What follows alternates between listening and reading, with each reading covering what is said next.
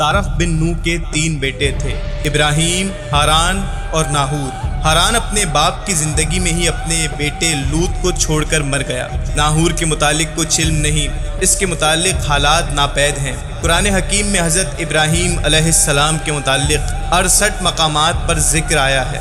मुख्तसरन ये कि कुरान में आपके मुतालिक इतना ज़िक्र आता है कि आपकी एक मुस्तनद सीरत कुरान हकीम ही की रोशनी में तरतीब दी जा सकती है। आपकी अज़मत शान का इससे कुछ अंदाज़ा होता है कि सैयदुल अंबिया ख़ातमुल मुरसलीन जनाब मुहम्मदुर रसूलुल्लाह सल्लल्लाहु अलैहि वसल्लम ने आपकी पैरवी का हुक्म दिया और हमारे लिए आपकी हयात मुबारका को उसवा-ए हुस्ना करार दिया है। हज़रत इब्राहीम अलैहिस्सलाम की विलादत जिन हालात में हुई वो नहायत मखदूश और नामुनासिब थे।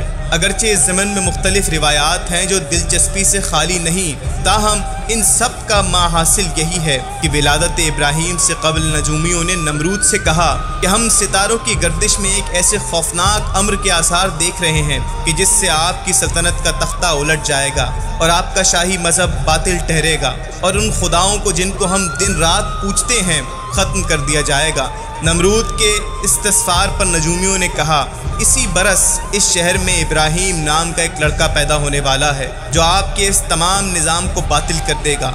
नमरूद ने यह सुनते ही तमाम शहर में मनादी करा दी कि कोई शौहर अपनी बीवी के पास ना जाए, नेज़ इस बरस जो लड़का पैदा होगा उसे पैदा होते ही कत्ल कर दिया जाएगा। चुनाचे एक अरसे तक ये हुक्म जारी रहा और हज़ारों बेगुनाह मासूम बच्चे पैदा होते ही कत्ल कर दिए गए, लेकिन जिसे अल्लाह रखे उसे कौन चखे। चुनाचे इसी दौरान इनमें हज़रत इब्राहीम अलैहिस्सलाम की वालदा भी हामिला हो गईं। आपकी वालदा ने पहले तो हमल छुपाने की कोशिश की, मगर फिर कुछ सोच कर अपने शौहर को मुतला कर ही डाला और कहा कि आखिरी उम्र में तो दिली तमन्ना के बारावर होने का वक्त आया है और वो यूँ तल्फ हो जाए, क्या ज़रूरी है कि ये वही बच्चा हो जिसे नमरूद कत्ल करना चाहता है। इसी रात का हमल है, मेरी मदद कीजिए और मेरे होने वाले बच्चे को मौत के मुंह से बचा लीजिए। आज़र का दिल पसीज गया और वो राज़ी हो गया। चुनाचे शहर से बाहर एक गार मकसद विलादत के लिए तजवीज़ करके आपको चुपके चुपके वहाँ पहुँचा दिया गया। कुछ तो आम औरतों की तरह आपका पेट ना बढ़ा, कुछ राजदारी से काम लिया गया। गर्ज आपकी पैदाइश का गार में किसी को कानो कान पता ना चला। इसके बाद हज़रत इब्राहीम अलैहिस्सलाम की वालदा आपको गार में छुपाकर खामोशी से घर वापस आ गईं।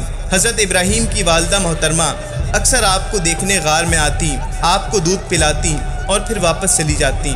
गर्ज थोड़े ही अरसे में आप मामूल के ख़िलाफ़ बहुत जल्द जवान हो गए। फिर एक रोज़ शाम के वक्त अपने वालिद आज़र के हमराह गार से निकलकर घर चले आए।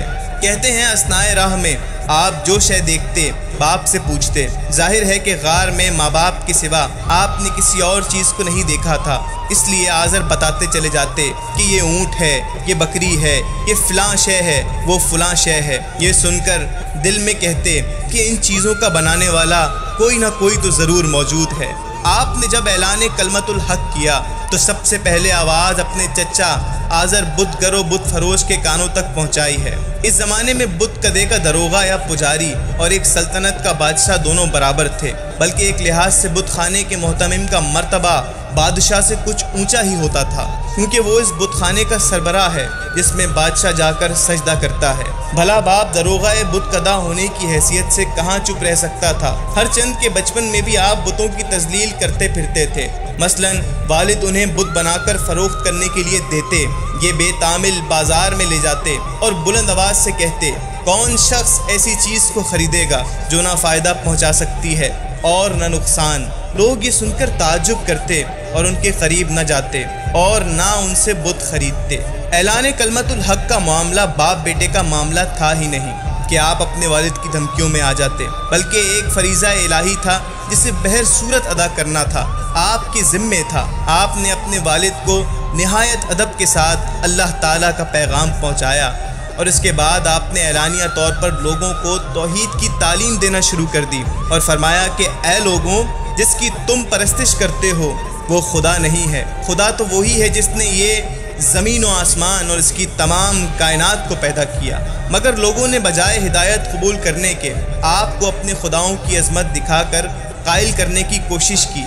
ए इब्राहीम, तू बिना सोचे समझे हमारे खुदाओं को बुरा कहता है, चलो आज हमारे साथ ہم تمہیں اپنے خداؤں کا جاہ و جلال دکھاتے ہیں، لیکن آپ نے کسی طور پر ان سے معذرت کر لی اور ساتھ ہی انہیں کسی طرح یہ بھی سنایا کہ بخدا تمہارے بتوں کی جنہیں تم خدا سمجھتے ہو ضرور خبر لوں گا اور ان کا وہ علاج کر دوں گا کہ تم دیکھو گے۔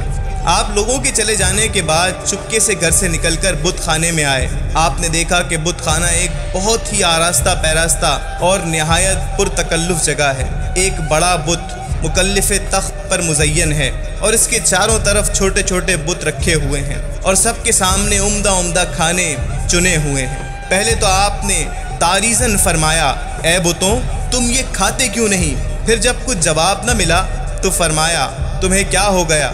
پھر جب اس کا بھی جواب نہ ملا تو ایک تیشہ اٹھایا اور خود ہی ایک جواب ان بے زبانوں کی طرف سے مرتب کر لیا۔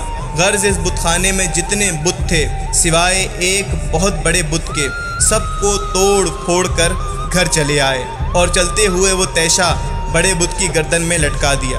جب لوگ عیدگاہ سے واپس ہوئے اور آتے ہوئے اپنے خداؤں کا بت خانے میں یہ حشر دیکھا تو ایک کوہرام مچ گیا۔ بعض لوگوں نے جنہوں نے آپ کی دھمکی سن لی تھی لیکن مذاق سمجھ کر نظر انداز کر دیا تھا، اپنی قوم سے کہا کہ ہم نے کل ابراہیم کو ان خداؤں کی برائیاں کرتے دیکھا تھا اور اس نے ان کی گردن اڑا دینے کی دھمکی بھی دی تھی۔